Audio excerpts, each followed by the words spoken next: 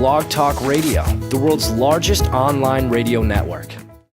Hey, welcome everybody to the latest edition of the FF Toolbox podcast, coming to you live Tuesday, a little bit earlier than we do it normally. It's 7 o'clock. I've got a draft to get to later, so, the price you pay for doing too many drafts. You sometimes got to move shows around, but fortunately, my boy George Bissell was able to hop on. I gave Brian the week off so he could rest his choppers over there because he's been talking so long in a good way for helping me out here for weeks and weeks. And we got to get George. George is a bit of a training camp holdout for us, so we got to get him up to speed for the regular season. Before we get to George, before we talk later about what's the latest on Michael Vick, on Mike Wallace, and others, just a reminder, we are, of course, sponsored by DynastyOwner.com. Go there, check them out. New formatting on how to do the fantasy football world. They only have a relative amount of spots available. So go there, check them out at DynastyOwner.com. You guys have heard me talk about them a bunch on here. George, let's just jump right into this. I was trying to think what to talk about. We've gone through all the positions, and I was thinking about it as I was going through some some readers' questions on Facebook and on the mailbox at podcast@fftoolbox.com. And the most basic question you get there, and I get out in the real world, I'm sure you do as well, is, so what are your rankings on this guy? Where do you have this guy ranked? What do you think? Who do you like more between this guy and that guy? And questions along those lines. And what sort of struck me about the whole thing when it comes to rankings, if I just say, well, I personally think, Michael Vick is the number 6 quarterback, or FF Toolbox has him number 6, whatever. Then if I give out no other information, they think, okay, well, he's the number 6 quarterback. If the top 5 guys go and I think I need a quarterback, boom, take Michael Vick, right?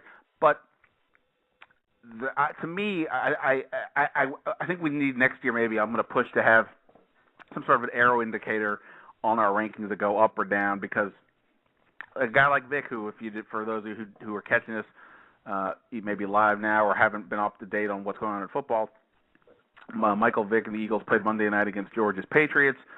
Not surprisingly, Michael Vick took a big hit because that's what he does. He doesn't seem to like to get out of harm's way, and got knocked out of the game. Reports today he's got a minor rib injury. I mean, nothing that's going to keep him out of the lineup, or at least not out of week 1 of the NFL season. But this is the fear with him, and the question, I guess, is, what's your ultimate risk tolerance for certain guys? Because it's not just a matter of where they're ranked, but it's like, do you actually want to deal with that? And so, George, let's just start right there with Michael Vick. Like I said, he's probably number 6 on our board. I think that's probably reasonable, because with his potential, with his run-pass combination, if he can make it through most of the year, play most of the games, it wouldn't surprise any of us, I don't think, if he's in one of the top 3 or 4 quarterbacks in fantasy, and thus one of the handful of best players in the league. But there's a lot that goes with having that guy.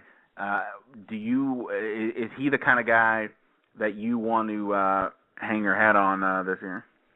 Well, I kind of was really high on Michael Vick last year. I don't know if you remember, around this time last year, I said you should take Vick number 1. As soon as you can, if you have the ability to get him, I would get him. And I live by my own advice, and I suffered through last season along with a lot of other Michael Vick owners, and that's the risk you take. I mean, any player could get injured at any given time. Doesn't matter who you are. The best example of that is Tom Brady when he went down in week 1 back a couple of years ago. I want to say it was 2008, but it can happen to anybody. But it just feels like with Michael Vick, you're always going to be dealing with an injury issue, thanks to his style of play. So that's something you got to take into account before you draft him. It really depends on where Vick goes in the draft. Like you were talking about earlier, it's really, do I want to take the risk on this guy, and is it worth it? And I think to go by your rankings, you have to have a tier system. And it depends what you think Vick's upside is versus, the downside and how much risk you're willing to take there. So I think if he's still sitting there in the 4th or 5th round, I have to seriously think about it if I don't have a quarterback. Obviously, if I get a Brady or Rodgers, Breeze, Cam Newton even. I'm not worried about Michael Vick. I'm not even thinking about it.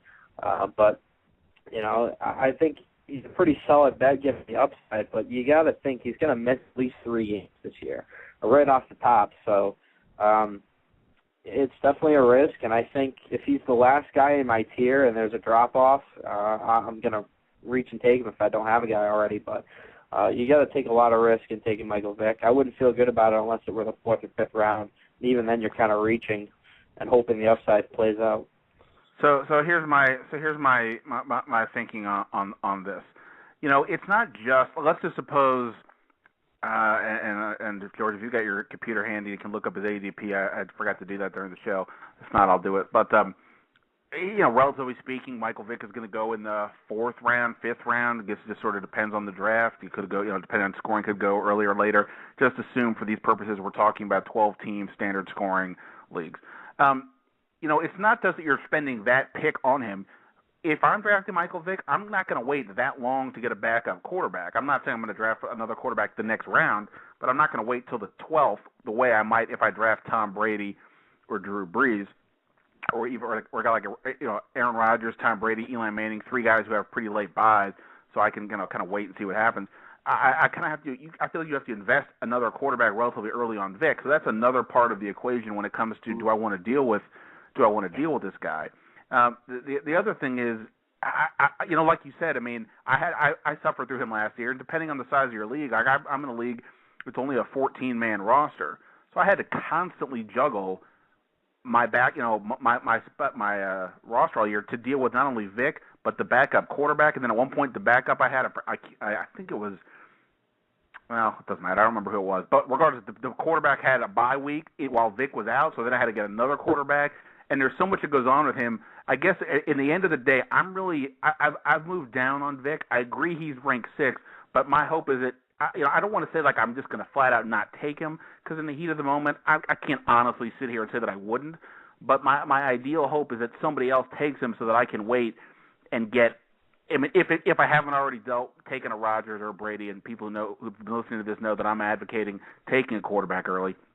But when it comes to a guy like Vick, I think I'm gonna wait and get for somebody else. I actually just did a draft where Vick was on the board. I needed a quarterback. I saw that the people behind me needed a quarterback.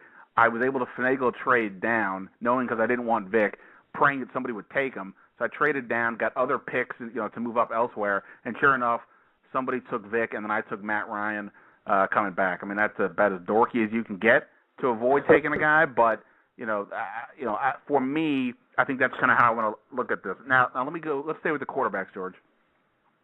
Okay. Go ahead. Yeah, real quick, you asked me about the average position for Vick.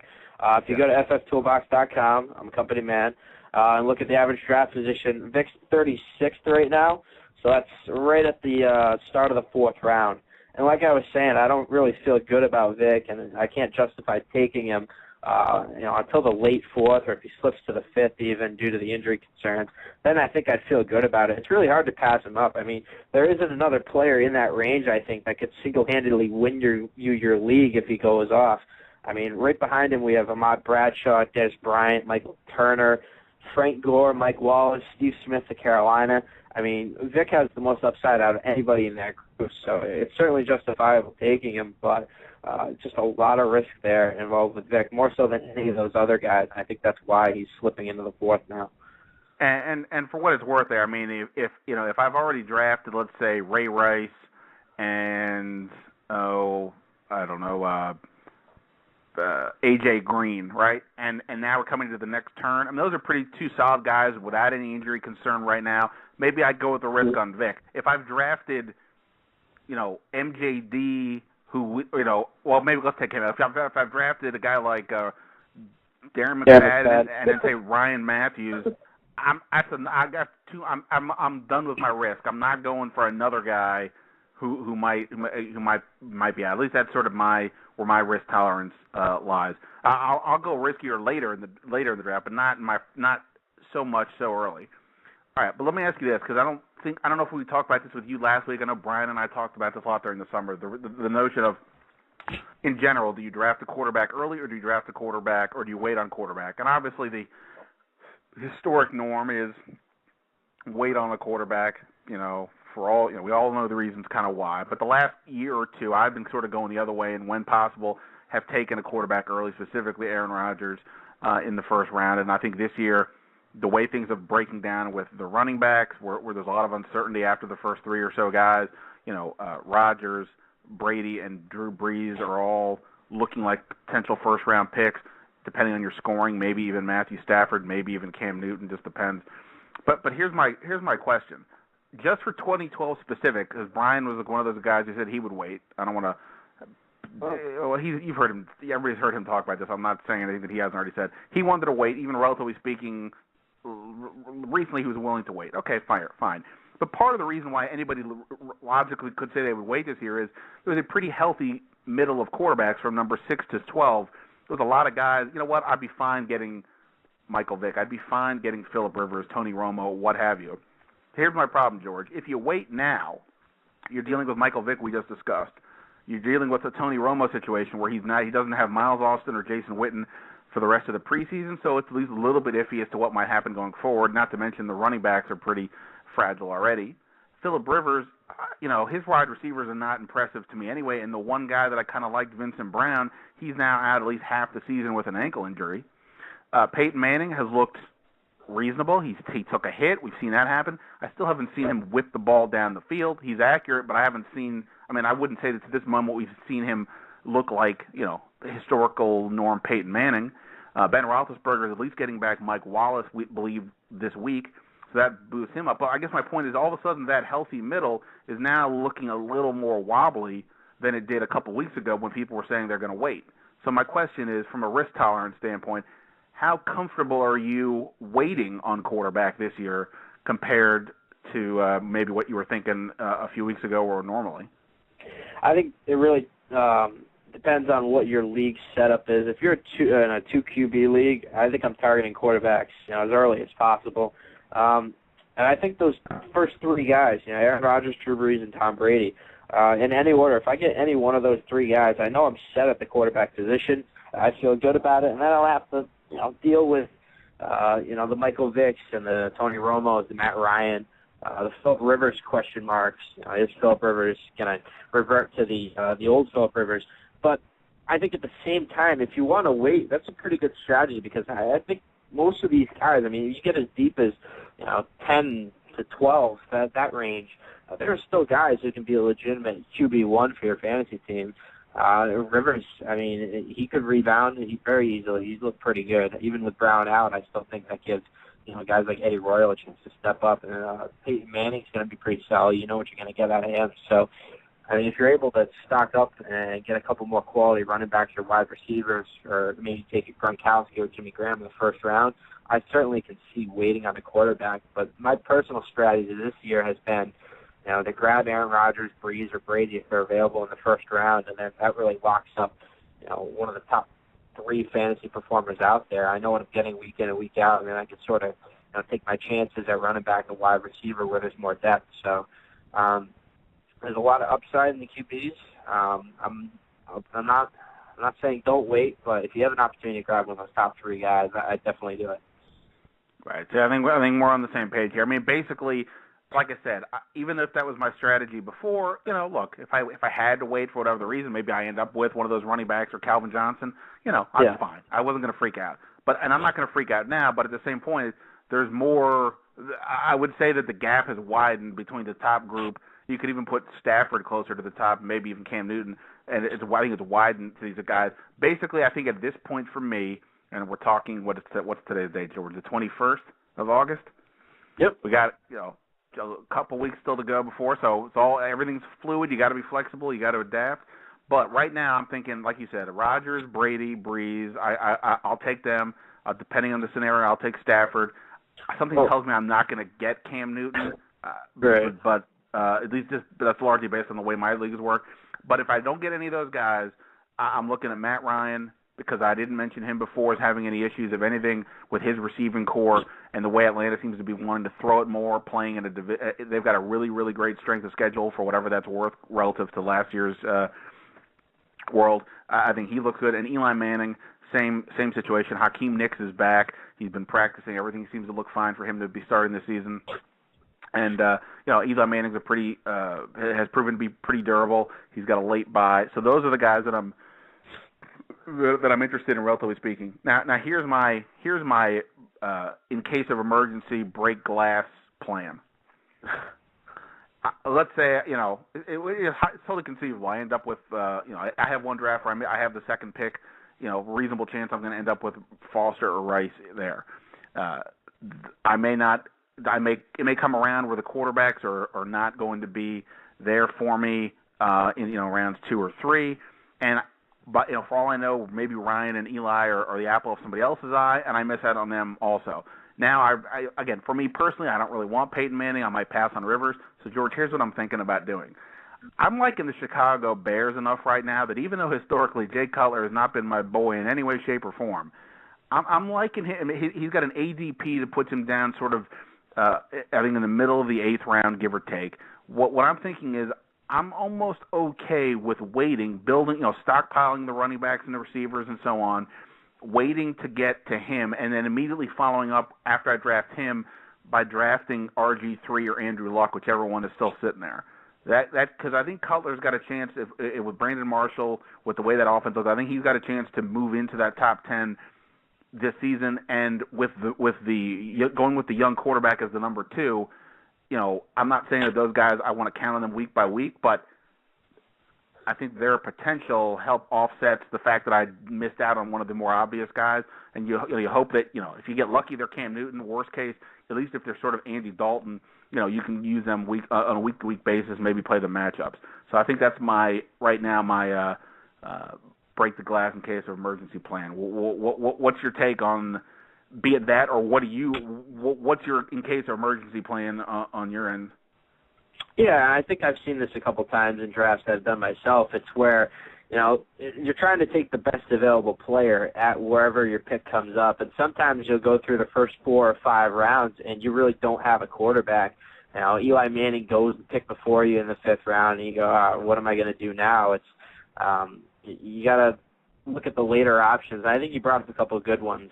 Once you get outside of the 10 range in the FFToolbox rankings, you see the Peyton Mannings, Roethlisberger, Schaub. Then you get the Jay Cutler, RG3, Andy Dalton, Josh Freeman, Andrew Luck.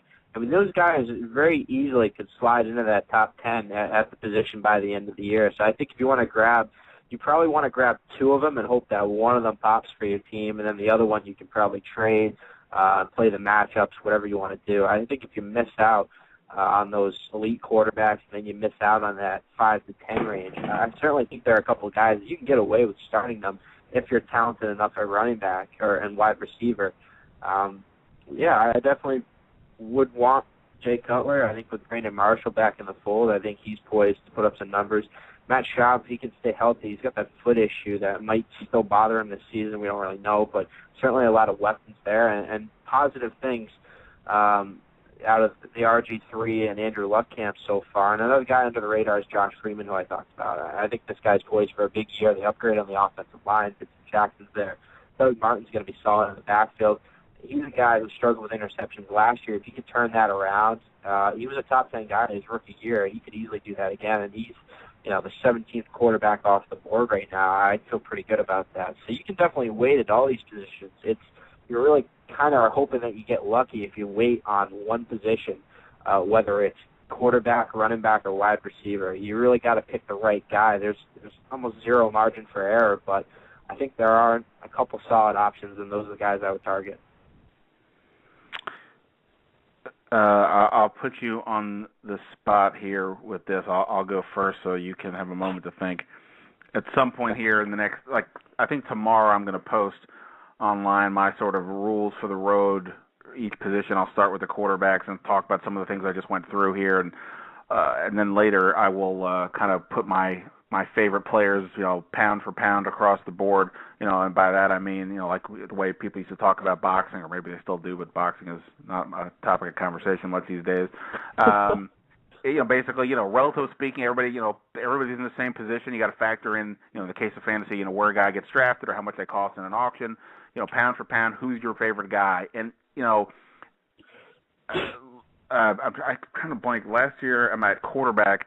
I'm blanking. Last year, I know a receiver I had Jordy Nelson, meaning even though he was going to get picked late in the draft, I liked his upside enough that I thought, pound for pound, he was the best.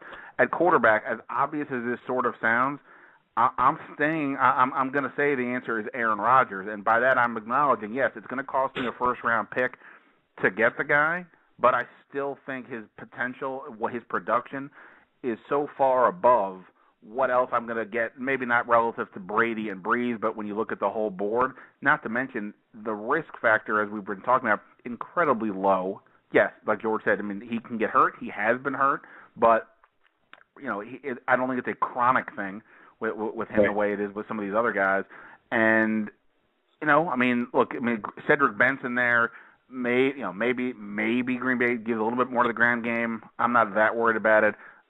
And relatively speaking, Green Bay, even though they had, the undefeated stretch there for a long time, I think the way this season ended, they've got something to prove. So I think for me, as silly as it may sound in a certain sense, I'm acknowledging pound for pound, Aaron Rodgers to me is my quarterback, is my favorite quarterback this year, factoring in everything. What about you? Who's your pound for pound top quarterback this year? Yeah, I'll one up you. I'll go pound for pound, best value and worst value. Obviously, the top three, like you mentioned, those are the guys you want. If you can't get them, which is where I'm going to go, I honestly think it's Josh Freeman. He's the 17th quarterback off the board, according to all of the drafts on FFToolbox.com, the average draft position, going around pick 128. I think he's a guy with top 10 upside where if you miss out on everybody and you need a guy, I think he could fill in and be a solid number one guy for your fantasy team. At least draft him as a backup, and you can definitely trade him or whoever else you're starting. I think he's great insurance if you do end up with a guy like Michael Vick, where he's going to miss a couple games. I think Freeman definitely has the upside to justify that. So I think he's the best value on the board right now. And I think the worst value, honestly, is Cam Newton. Going around pick 14, so that's the second round, end of the late first, early second. Not a huge fan of Cam Newton, and they brought in Mike Tolbert for a reason, and that he's going to take away the goal line carries. I think it's unrealistic to expect Newton to score 14 touchdowns on the ground again this year. Regression's definitely possible.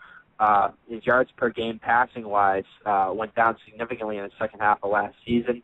I just don't think a repeat is possible, especially when you look at Steve Smith, another year older. Brandon LaFell is still a work in progress.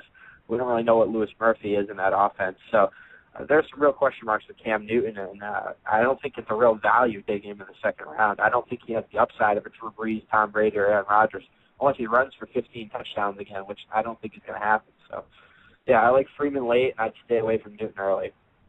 Yeah, like I said a few minutes ago, I don't put Newton into the same category I put Vick, with Vick I'm really nervous. With Newton, it's not so much I'm nervous, it's just it's not a value there. With him, and I think a lot of it does have to do with scoring. If you're in leagues where quarterbacks get 6 points a touchdown pass, his upside gets cut a little bit because he only threw 21 touchdowns last year. You would logically think that number goes up a little bit, but is it going to go up to the high levels that these 30. other guys are? What's that? It's not going to be 30. Right, and I would, if Brandon LaFell turns into, a legitimate number 2, then maybe, we're all looking at the world a little bit differently. But, I'm not confident 100% that could happen. He's an interesting flyer, but I'm not ready to say he's the man. And, they're going to obviously run the ball, so. So I'm sort of with you. I'm with you to an extent. That's a bold call to say that he's not good value. I'm just saying I suspect he's not going to be on my team, but I would understand why folks would draft him. All right, George, I'll tell you what. We're gonna put a pin in this for the moment. We're gonna come back, talk about Adrian Peterson, the running backs, some of the receivers, Miles Austin, Jason Witten, and others. But first, I want to bring in one of these guys who you read his stuff even if maybe you don't even realize it sometimes. He's in all kinds of different fantasy magazines. You've probably been on his website, rosterdoc.com. He also is the founder of Roto Bowl, which is billed as the country's most affordable tournament with high-stakes prizes. Mr. Philadelphia himself, Matthew Falcow, what is happening? Hey, how's it going, guys? Good to talk to you. I appreciate you coming on, and we're gonna get some more information out of you in a few minutes about the Roto Bowl and what folks need to know about that. But I wanted to get you on and talk fantasy with you. You told me before the show that you are a Philadelphia guy, which is why I threw that intro in there. And we just talked about Michael Vick a second ago. I think both of us were sort of the opinion that we may rank, Michael Vick may be ranked number 6 in fantasy among quarterbacks, at least in our opinion. But that doesn't necessarily mean that I really want him on my team, because I just fear that every week I'm going to be worrying about every single play that he's going to go down, and it makes me nervous. Being somebody who's on top of the scene there, I guess what's your sense of the severity of this latest injury, and what's your risk tolerance with him going forward? Well, for me so far, it's kind of an incomplete, only because he's only thrown 5 or 6 passes so far in the preseason, given he's been hurt twice. What's I guess startling is that he's still running around there. He's still leaving himself open. There was major talk, locally at least, in the offseason about how he was going to change up his game a bit, how he was going to become more of a pocket passer, protect himself a little bit more. And it was a back-and-forth thing, and it's just, it could just be a bad coincidence so far, but, if you're going into a fantasy draft now, you have to be incredibly scared to take him, and I think his stock is certainly going down with every pass.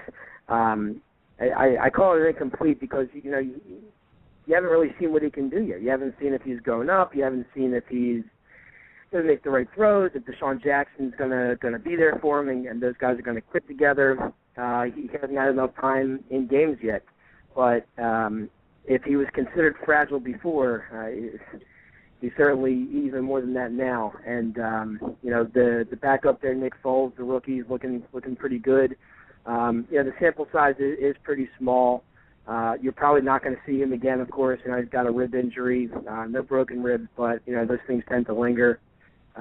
Word is he'll be on the field for week 1, but, who knows for how long. And I think that if you're going into a fantasy draft now, you might get great value on him because his stock, like I said, is certainly going down. But I certainly would not reach for him, and quarterback is a little bit deeper this year. I'd certainly feel better with a Matt Ryan or an Eli Manning, someone of that caliber, rather than Vick. A man after my own heart. All right, let's move off of Vick. Let's talk about another guy in the state of Pennsylvania who's in the news today, and that's Mike Wallace, Steelers wide receiver. The buzz is that he is planning to report to Pittsburgh this weekend. That gets him into camp before the season. What kind of shape he is and all that, I guess we'll find out soon enough. The holdout players, I'm sure we've all at some point, especially all of us have dealt with them at one point or the other. A lot of us, obviously, last year suffered through the Chris Johnson debacle. He holds out longer than this, assuming Wallace does report. I think it was a little bit longer, or maybe it's about the same. But regardless, he obviously was never right the whole season. Wide receiver is a little bit different than running back, but nonetheless, it's still a little bit of a concern. Plus, with Pittsburgh, assuming Wallace isn't getting a new contract, which I doubt he is, they've already given all the money to Antonio Brown, so it's kind of a weird, awkward dynamic there. What do you do with a guy like Wallace? Based on talent, he's top 10, top 12, but with all this other going on and considering receivers pretty deep this year, what do you do with a guy like that? I'm not a big Mike Wallace guy. I never have been. You can go back as recently as last year. Forget about the hold down and Antonio Brown and everything for a minute. Just look at his play on the field. Last year he came out blazing. The first 3 games, he had 300-yard games in a row. He had a couple touchdowns. But from there, it was completely downhill. In the second half of the season, the guy only had 3 touchdowns. his best game after the Arizona game in Week 7 was against the Patriots and their awful secondary. He's just a little too inconsistent for my taste. Pittsburgh still is a running team. Antonio Brown's getting better and better. He'll be able to walk right in after the holdout, assuming he does report. Just because the Steelers don't really have that much. They didn't go out and sign anybody big in the off season, so I mean his spot as a starter is still cemented. But I just don't think he's worthy of a high wide receiver pick. According to the FFToolbox rankings, I think he's going around the Steve Smith, Jordy Nelson range, which is probably where he belongs. But he's just not a guy I would touch this year. We saw with Deshaun Jackson. I keep picking on him last year. What a messy contract situation does to a guy's head and a guy's play. And Wallace being primarily a deep threat, he's a guy that can get taken out of the game easily, and a guy that's going to run a lot of decoy routes, run a lot of clear out routes for Antonio Brown. And he's on my avoid list this year.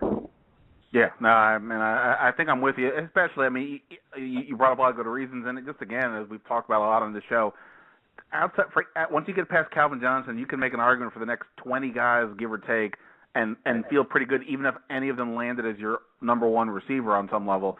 So you don't have to take him, would be the point. Don't feel just because he's ranked 10, take 11, take 12, or beyond that, take a running back in that round and somebody else will take him, and then you can deal with the receiver later or what have you. Don't feel compelled to have to take a risk on a guy in a year like this when you have so many options out there. Let me ask you about one other player before we get to the tournament talk. MJD. I thought when you and I talked earlier in the day about you coming on that we were going to discuss MJD, some positive news that potentially it looked like he might be coming back based on some rumors that it was finally going to turn the corner on that. Well, as I'm getting ready here and looking at some things now, Adam Schefter is saying that MJD is open to being traded. That's in quotes, quote unquote, open to being traded, in light of his owner saying something along the lines of the train is leaving the station, I guess, with regarding the contract.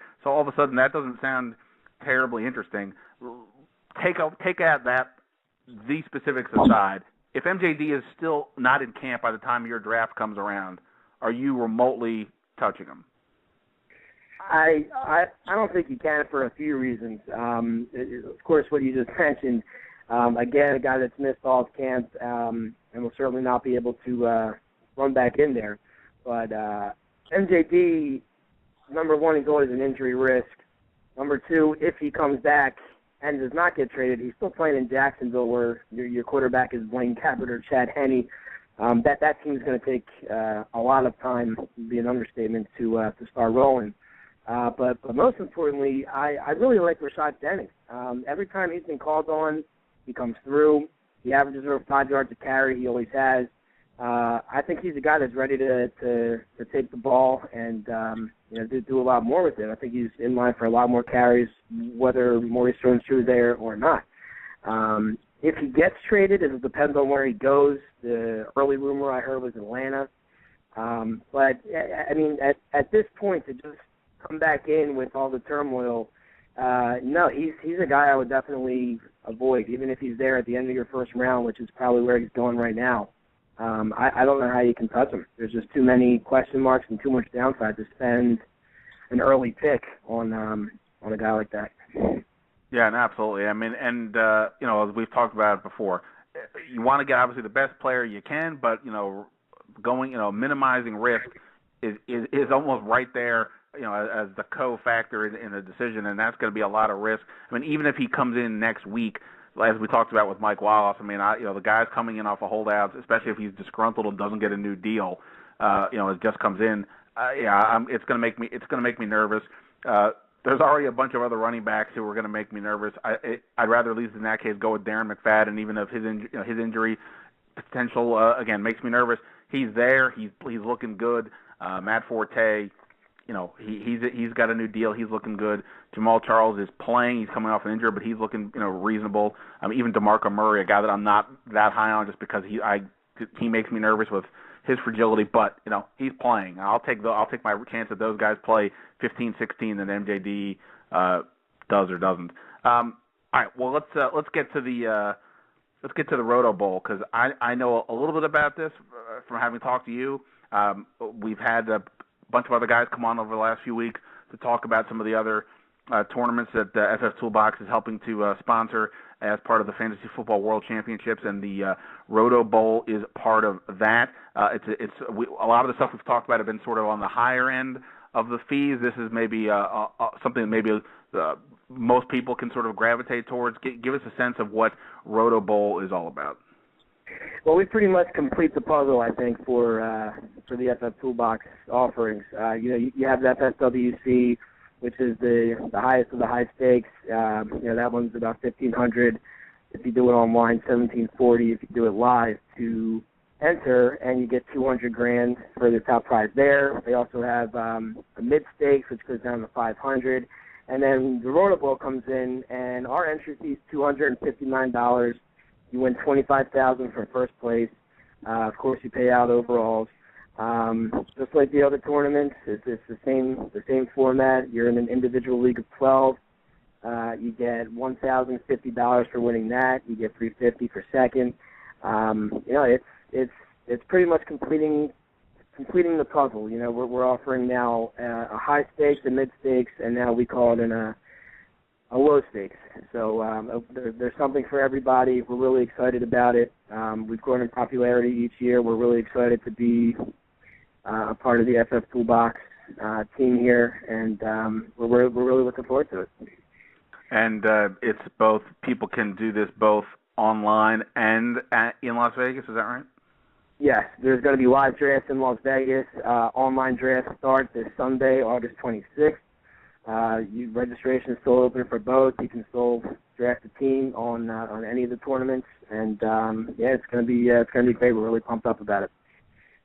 Awesome, Matthew. I really appreciate you coming on and talking about that and giving us the Philly insight on Mr. Vick and all that good stuff. What's the best place for folks to find you out there in the world? Is it Roster Doc? Is it somewhere else? Where's the best place to find you out there? Well, rosterdoc.com is our salary cap game. You can always find me there. You can see me in a couple of magazines each year, rotobowl.com, of course, and then FFToolbox. We're coming strong with the live drafts, and we're really excited about the season. Awesome, man. I appreciate it. We'll talk soon, and, you heard it here first. Michael Vick, don't do it. Thanks a lot, guys. Have a good night. All right, Matt. See you later. Take care. All right, George. Let's get back on the horse here. We are, for those of you who are listening live, we're not doing the full Monty of a show here. No hour and a half, 2 hours. We're going to have to cut it after an hour. If I can convince George or Brian to come back on Thursday, we'll see what we can do. But for now, let's go through some of the other stuff. Adrian Peterson, let's get back to the risk talk. Adrian Peterson, the buzz today is that he is not going to play the remainder of the preseason. When I say buzz, I mean that is apparently what is being said in Minnesota, that he's not going to play the rest of the preseason. That means, George, if you go into a draft with the plans of taking Adrian Peterson, you're taking a guy coming off a big knee injury not that long ago, relatively speaking, got hurt late in the season last year, so it's not even close to being a full year of recovery. And you'd be having to likely draft him in the second round to secure him. I think a couple months ago I was living under the assumption that he really was Superman and thinking, if he's talking about coming back, who am I to say he can't? I'm leaning towards saying I don't see me taking him. If I pick first or second and get Foster and Rice, and Peterson is there for me at the end, at the turn, maybe, I don't know. I could see me maybe rolling the dice. And by the way, if I do take Peterson, I'm jumping in on getting Toby Gerhardt as soon as possible. Like in the sixth round or somewhere in that range, even if he's my third back, so to speak.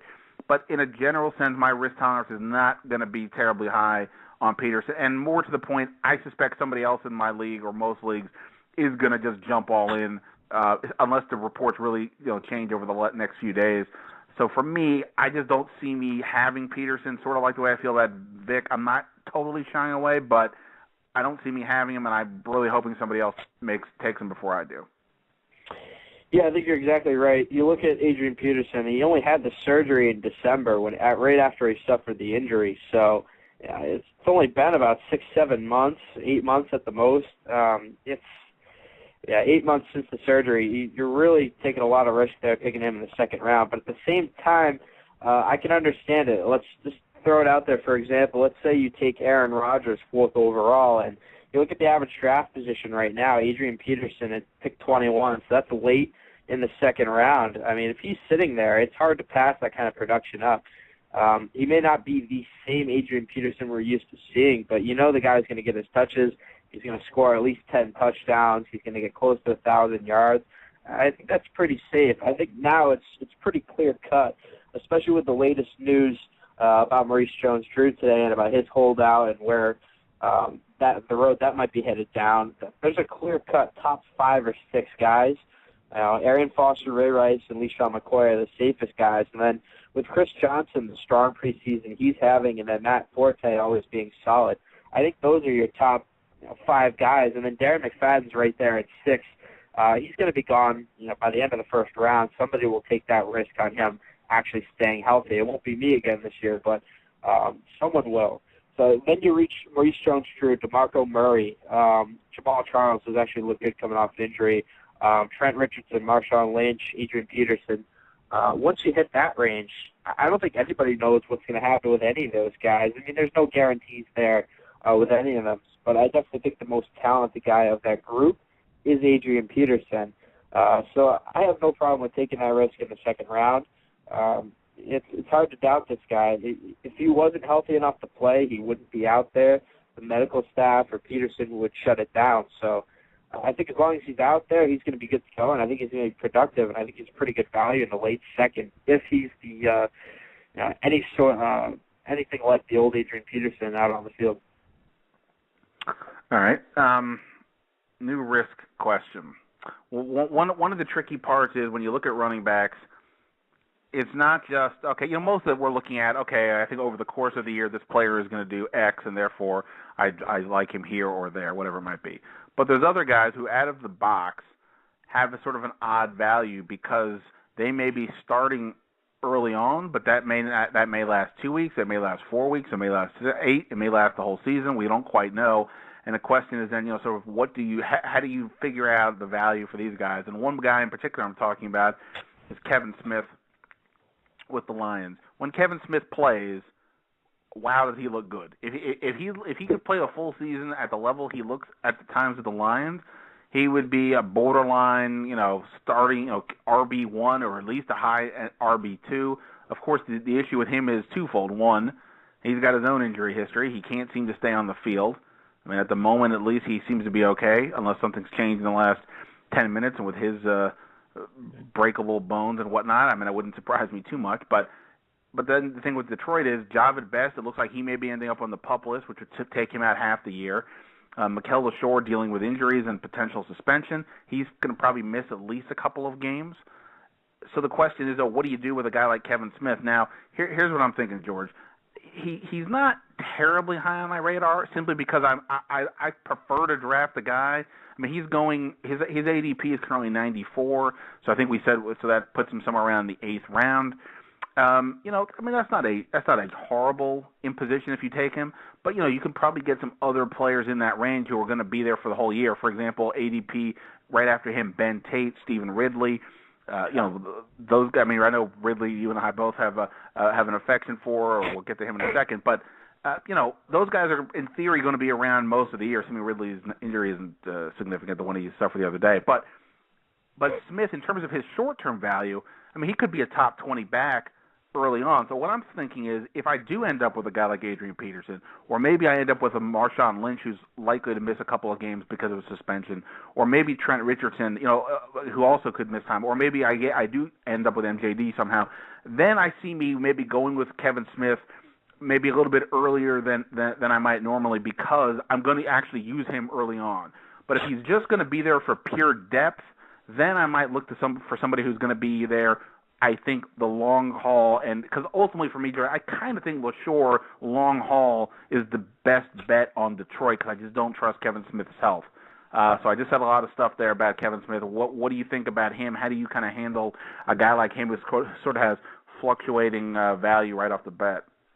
It depends on how your roster's shaping up. I think you hit the nail on the head with it depends, do you need Kevin Smith to play, or is he just another guy on your bench that you're going to hold on to and you don't really need him right away? If you're set at running back, let's say you go Matt Forte and you grab Doug Martin or Reggie Bush in the third or fourth round there, I think you're set. You have a couple of guys where you're not going to need to worry about their health right at the start of the year, and you're not going to worry about, I don't need Kevin Smith to play, so why would I take him?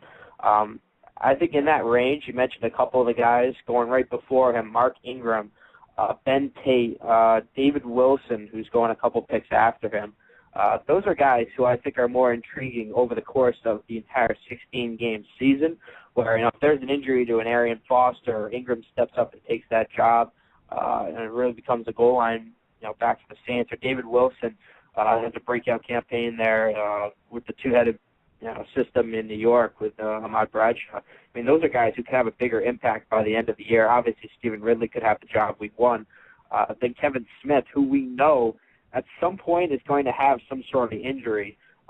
It may not be a major injury, but Kevin Smith always seems to have, when it's not a knee injury or something like that, it's always like a nagging injury or something like that keeps him out of action or makes him a game-time decision. So I think if you need Kevin Smith to play right away, that's based on how your roster is shaping up on draft day, I think he's the guy to have the most immediate impact. But over the course of 16 games, I think there's a lot of other guys I'd like to draft in that range than Kevin Smith. So that's just me. I'm kind of staying away from the Lions' backfield situation this year. It's a little too crowded, and you really don't know about all three of those guys, much less one of them. I think two other guys that sort of fit into the same category, but in slightly different ways. Isaac Redman with the Steelers, Mark Ingram with the Saints. Ingram, I mean, obviously Darren Sproles is the guy there right now, but, I mean, they did spend the number one pick on him a year ago. It's hard to imagine he's just going to get completely buried, but at the same point, he didn't look that good last year. Now, in his case, like you said, if I already feel pretty secure with my two running backs and I don't need Kevin Smith right off the bat, I might go instead for a guy like Ingram where I'm shooting for the moon, hoping he becomes the legit guy on a team that's got a crazy offense. And so I might go that way. Whereas, again, if I need somebody right off the bat, his role is a lot less defined, so I probably would go with Kevin Smith if I needed somebody right away. Another guy who's sort of a hybrid of both of that is Isaac Redman with Pittsburgh, because Rashard Mendenhall, they took him off. Pittsburgh took him off the PUP list, so I mean he's not definitely out half the year. But at the same point, nobody's expecting him back for a few weeks. Now, Redmond's had his own little dings here during preseasons. From what I gather, it's not anything overly serious. Feel free to correct me, George, if I missed something on that. But the question is, so again, Pittsburgh running back, that's a pretty nice thing to have. He could be really strong for a few weeks, but then if Mendenhall comes back, it could be a split. Maybe Mendenhall takes over if he's good to go. Maybe Redmond just is the guy. It's not, again, I'm kind of shying away from that. I would maybe treat it like Kevin Smith if I felt like I needed something else right away. Maybe I'd go with him, but I'm not dying to get involved with him either. He's right a little before Kevin Smith, and Ingram is right before Kevin Smith also. Do you have a feel for either Redmond or Ingram one way or the other?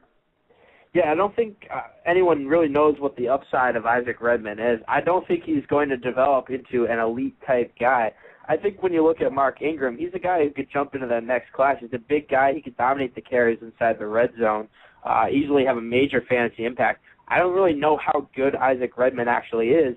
And then there's the questions of, Rashard Mendenhall, even if he misses a month, he's back into the mix, and they're going to try and get him up to speed. So that takes away his value as well. I think he's a stay-away guy for me, especially when you have to pick him in the 8th, 9th round.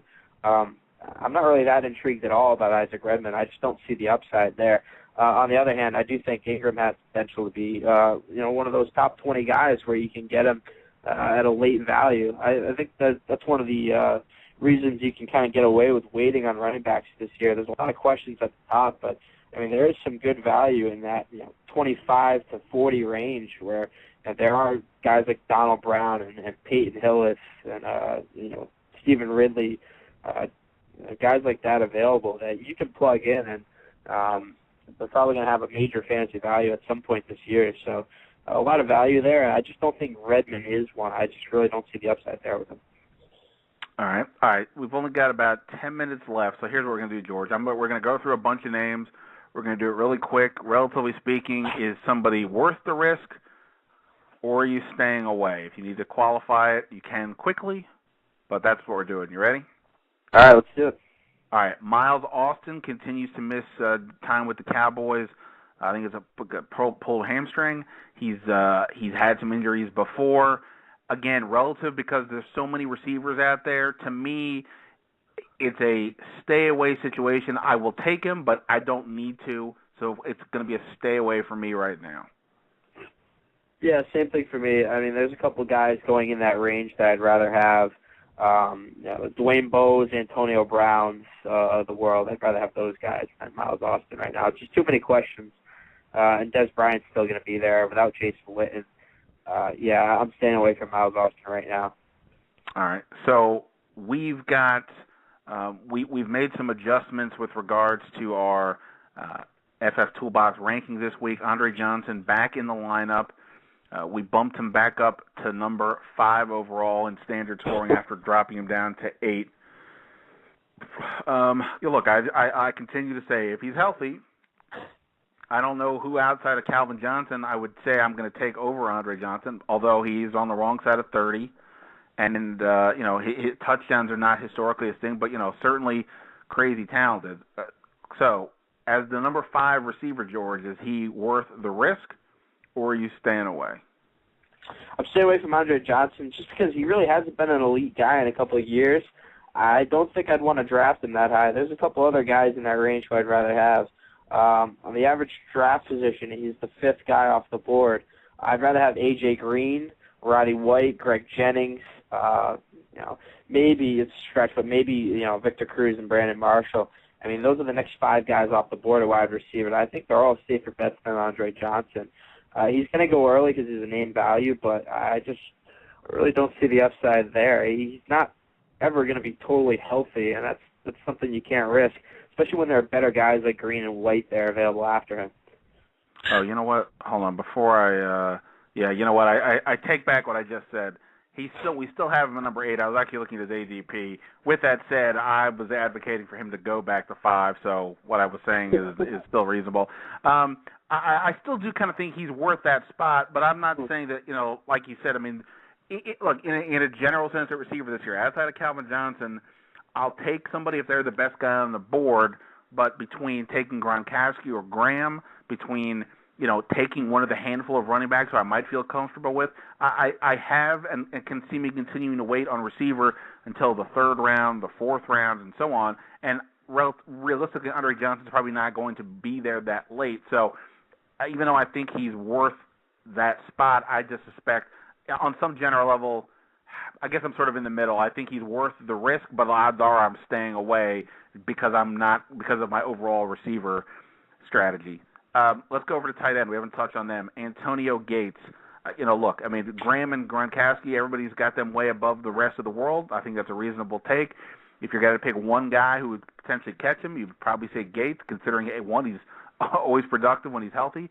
2, San Diego doesn't have much else to go to right now, so Philip Rivers is going to look for him an awful lot. But, tight end's one of those positions. If you draft the guy and he does get hurt, it's a lot harder to fill that void. Unless you just happen to have drafted, unless you took another high guy in your draft, you can't just get somebody off the street to even get remote value. So is Antonio Gates for you, George, worth the risk, or are you staying away? I think he's worth the risk. I think there's a clear-cut top 4 guys at the tight end position, and honestly, I find myself taking one of those 4 guys. I'm not a big fan of waiting on tight ends this year. I know a lot of people will say, the depth is there, and you can get Fred Davis or Jacob Tamme, Jared Cook, Owen Daniels, Greg Olsen in the last round, those type of guys. But honestly, I think tight end has evolved to the point where I'd rather have Jimmy Graham, Rob Gronkowski, Antonio Gates, or even Aaron Hernandez over anybody else because you give yourself such an advantage at that position. I think the best value's got to be Aaron Hernandez. He's a guy who the Patriots have started to use more as a wide receiver than an actual tight end. so far during training camp and the preseason. So I think he's a guy who's going to put up monster numbers, especially maybe next year if you look into the future. When Welker leaves, he might take over that sort of slot role. But yeah, Gates definitely worth the value. Not a lot of competition for red zone targets in San Diego. I think he lives up to being the third best tight end out there and being one of the top 5 round pick. I think he definitely lives up to that. Yeah, and just to be the show, I'm kind of with you. I've talked up the tight end notion of taking Graham Gronkowski early in the only draft I've done where we're actually playing out the season that I've actually done so far. In the second round, I had the 4th pick of the second round. Jimmy Graham was already off the board, and I did go with Gronkowski over every receiver not named Calvin Johnson. I could have taken any other receiver. They were all sitting there. I went Gronkowski because of the reasons you just said. If you end up missing on tight end, it's not a disaster. You can get guys, some of the guys George said, plus like a Brandon Pettigrew, and I really like Jared Cook. But yeah, I really do think there's a difference with the high end guys. And just as far as Gates specifically, I think it's all within relative. If I'm somewhere in the 5th round, and that we've already gotten to the point where, I don't know, maybe I have one running back, and at that point the rest of the running backs to me are probably not going to be that interesting. Maybe I've already got my quarterback. I've got 2 receivers. Gates may be the best guy there, and I'm going to be fine with taking it because if he can stay healthy, play 13 to 16 at least. I mean, that's going to be as close as I'm going to get to Graham and Gronkowski, and I think those guys are a big difference. So I think I'm with you, but I'm not going to go into the 3rd round and take them just because those guys go in the 2nd, if that's how it works. Last guy here, Jason Witten. Normally, the thing about Witten is the guy plays every week, no matter what happens, and he's some years he's a monster, some years he's at least pretty good. But now he's got this spleen injury. Sounded kind of ugly at first. At least now they're saying it's not the worst thing in the world, but he's going to probably miss the rest of the preseason. And it's certainly kind of an iffy kind of a thing. He'd already fallen back to about number 7 or 8 among tight ends. What are you thinking about him? Risk worth going for, or are you risk adverse on this guy? I think I'd rather have a guy like Brandon Pettigrew than Jason Witten based on where they're going, but I definitely think Jason Witten's worth it. The thing with this type of injury is it's not like a hamstring injury or a turf toe, one of those injuries that tends to linger and last with a guy for a while. I think this is one where if Witten sits out and he gets healthy, it's not going to be a concern really ever again. Hopefully, you'd think. It's not like a concussion, something like that that's recurring. He just needs to take some time away and get healthy. So I think you can get away with, getting a guy late like a Kobe Fleener or a Greg Olsen, starting them for the first couple of weeks of the season, like you would do with a guy like Kevin Smith at running back. And then when Jason Witten comes back, he's good to go. So even if he misses some time, I still think Jason Witten's worth it.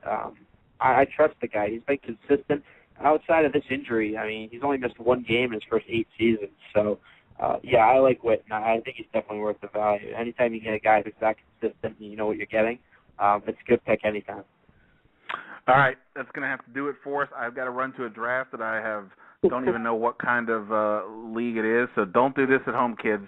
This is what I tell you not to do. Know your league before you get in there, but I'll figure out if it's PPR or not in 4 seconds. In any event, appreciate you guys listening. Thanks to Matthew Falcow for calling in. Thanks to George Bissell. As always, if I can get these guys on the ball, we'll see about another show this week. If not, we'll be back next week for sure. And, of course, any comments, questions, hit us up at podcast@fftoolbox.com.